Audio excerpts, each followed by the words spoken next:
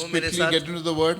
हम परमेश्वर के वचन में The आगे book of बढ़े। Ezra, पुस्तक chapter 1 and verses 1. पहला अध्याय उसका पहला आयत हम पढ़े। In the first year of Cyrus, king of Persia, in order to fulfill the word of the Lord spoken by Jeremiah, the Lord moved the heart of Cyrus, king of Persia, to make a proclamation throughout his realms and also to put it in writing. ये Ezra और नहम्याह का पुस्तक अगर आप पढ़ेंगे तो Israel की जो स्थिति थी जिस वक्त में ये एज़रा का पुस्तक लिखा जा रहा था, when this book was written, it was after a certain success that the Israelites had.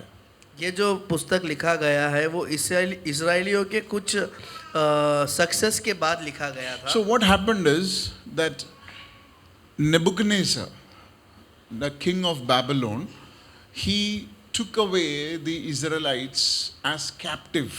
तो नबुकदनेस्सर राजा जो बाबिलोन का राजा था, उसने इस्राएलियों को बंदित्वाई में लिया। So not just that he took them as captive, but he burned the cities of Jerusalem. उन्होंने उन्हें बंदुआई में ना लेते हुए भी उनके पूरे शहर को जला दिया। And he took all the good people. और उन्होंने सारे अच्छे लोगों को अपने तौर लिया। And the ones that were weak, they were left behind. और जो कमजोर थे उन्हें छोड़ा गया। And the walls of that city was destroyed. और उस शहर का जो आवाज था वो पूर्ण तरीके से नष्ट किया गया। As if it was a wasteland. The city of Jerusalem became like a wasteland. जैसे कि वो जो शहर था वो एकदम तुच्छ शहर गया। And what happened is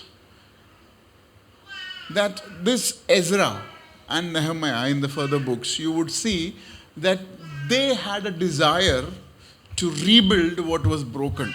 और आप आगे देख सकते हैं जैसे कि एज़रा और नहम्याह में लिखा है कि वे उनकी एक इच्छा थी कि वो इस शहर को फिर से बनाएं। So the situation of their home country was that it was a wasteland. और उनकी जो स्थिति थी वो एकदम कमजोर या आप कह सकते तुच्छ शहर गया था। See, a city cannot be built by a single person. ये शहर जो एक इंसान से तो नहीं बना सकते। City cannot be planned by a single person. और शहर के बारे में कोई एक मनुष्य सोच नहीं सकता। And a structure cannot be built by a single person. और उस स्ट्रक्चर्स जो होते हैं वो एक इंसान नहीं बना सकता। But if one person decides to do something, यदि एक मनुष्य कुछ बनाने का सोचता है, then the city will be built. और तब वो शहर बनता है। आपका घराना शायद बिगड़ा होगा, आपका बिजनेस शायद बिगड़ा होगा, आपका पर्सनल लाइफ शायद बिगड़ा होगा, लेकिन अगर आप निर्णय लेते हैं कि मैं इसे सुधारूंगा, then I tell you, you are in the right direction. यदि आप निर्णय लेते हैं कि जो बिगड़ी चीज़ों को और आप निर्णय लेते हैं कि मैं इसे सुधारूंगा, तो मैं कहना चाहता हूँ आप सही दिशा पर चल रहे हैं। तो Israel was in ruin not just because of Nebuchadnezzar, but because there was no Ezra or Nehemiah willing to step up. Israel जो शहर था वो नष्ट केवल नबूकदनेस्सर राजा के द्वारा ही नहीं था, और क्योंकि वहाँ पर एज़रा और नहम्याह जैसे लोग नहीं थे। So the problem that we are facing in our life is not just because of someone else, तो हमारे जीवन में हम जो परेशानियाँ झेल रहे हैं वो किसी और के वजह से but नहीं, it is because we are allowing it, वो इसलिए क्योंकि हम उनको हमारे जीवन में उपयोग काम करने दे रहे and हैं, we are not stepping up and saying enough is enough, और हम उन्हें रोक नहीं रहे कि बस हुआ, or we are not saying that this has to change. और हम ये नहीं कर रहे कि इसे बदलना है। Somewhere we are content with the ruins. कहीं ना कहीं हम उस चीज से सहभागी थे। Somewhere we are saying, oh, what can I do? कहीं ना कहीं हम कह रहे कि मैं क्या कर सकता हूँ, Because the problem is heaps and I am like a single nobody.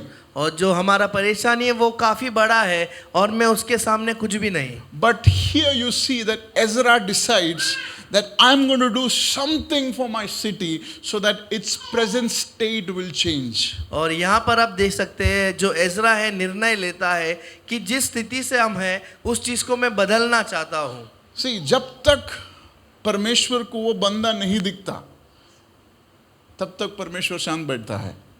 जब तक परमेश्वर आपके अंदर वो चाहत नहीं देखता तब तक परमेश्वर क्या करता है? शांत बैठता है। क्या कोई एजरा मुझे सुन रहा है जो अपने जीवन की टूटी हुई दीवारों को बनाने के लिए तैयार है? This is our season where we're going to say, Lord, I know this is an impossible task, but I'm going to step up. This is my day one. और मैं यह कहना चाहता हूँ कि चीज़ें मेरी ठीक नहीं है, पर मैं उस चीज़ से बाहर निकलना चाहता हूँ, और ये आज हमारा पहला दिन है। Congratulations. This is our Day one. day one. See, Ezra was ready for a rebuild. Ezra जो था वो तैयार था फिर से स्थापन करने के लिए। And God knows that with alone Ezra standing, it's not possible. और परमेश्वर जानता था कि एजरा के साथ अकेले रहने से वो पॉसिबल नहीं है। So Ezra had a certain access. और एजरा के पास एक एक्सेस था कि he could maybe get along 20 people and share the vision and maybe start something. और कि वो कम से कम 20 लोगों को मिलकर अपने जो विजन है उस चीज़ को बता सके और उस चीज़ को शुरू करे। He could do maybe sketch a plan and inspire a few more people and maybe form a team of 50. हाँ, वो अपने विजन को कुछ लोगों को और बताकर उसे स्केच करके एक प्लान बनाकर शायद और कुछ लोगों को इकट्ठा कर कर वो उस चीज़ को प्लान कर सकता। But for Ezra to put up this plan in front of King Cyrus was impossible. हाँ, पर एजरा को उस प्लान को अपने राजा साइरस के पास दिखाने के लिए वो इम्पॉसिबल था। And when that matter of going to King Cyrus was impossible, the Lord said, "Let me step in." हाँ, जब उसने उस बात को सोचा कि साइरस राजा के पास जाना, वो प्लान लेकर के जाना इम्पॉसिबल है, तब परमेश्वर ने उससे कहा कि मुझे आने का मौका दे। So, listen to me.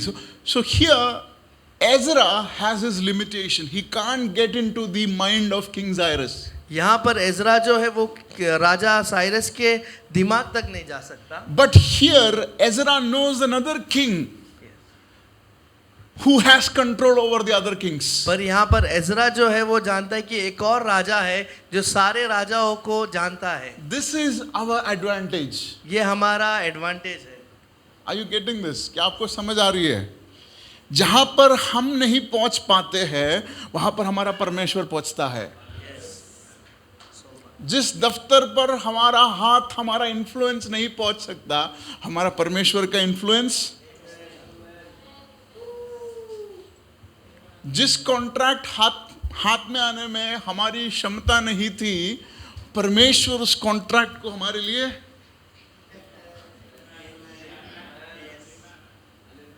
जिस बिजनेस हमारी काबिलियत से दूर थी, परमेश्वर वो हमारे लिए, क्योंकि एजरा को साइरस राजा के सामने जाकर बात करना इम्पॉसिबल था और परमेश्वर ने कहा मैं बात करूंगा।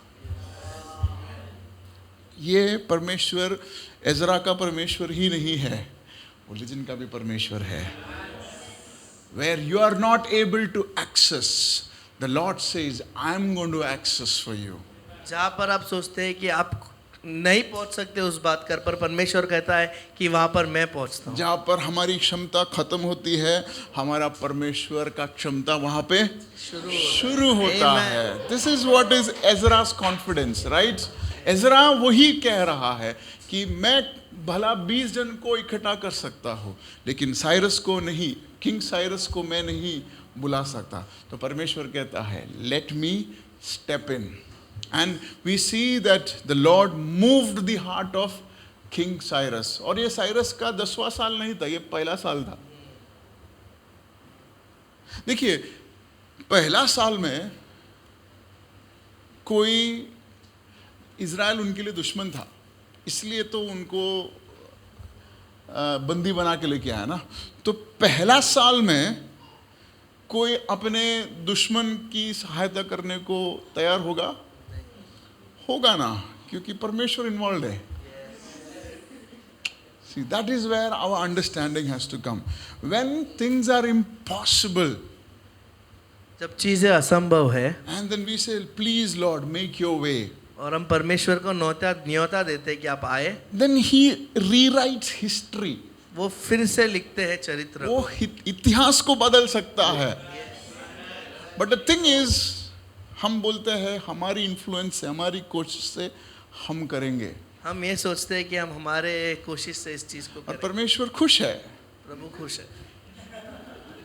लेकिन जब हम बोलेंगे मैं थक गया परमेश्वर, there are times when I felt that I am the worst sinner and I have come in and I have see God move mightily. और कई बार मैंने ये भी देखा है कि मैं एकदम पापी हूँ और उस चीज को देखते हुए परमेश्वर एकदम अलग रीति से कार्य कर रहा है। And then I realized when I was trying to be holy, God said, please go ahead.